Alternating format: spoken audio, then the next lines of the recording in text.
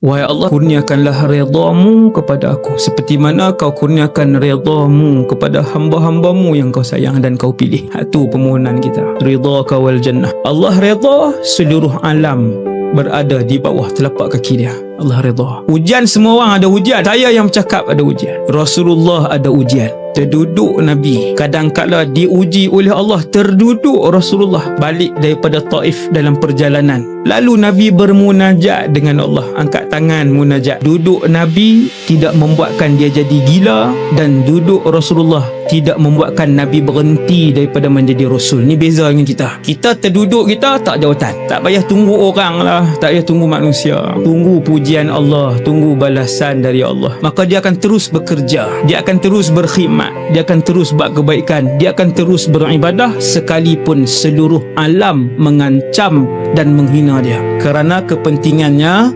Allah. Rasul-Rasul ajak kita begitu dalam kisah mereka.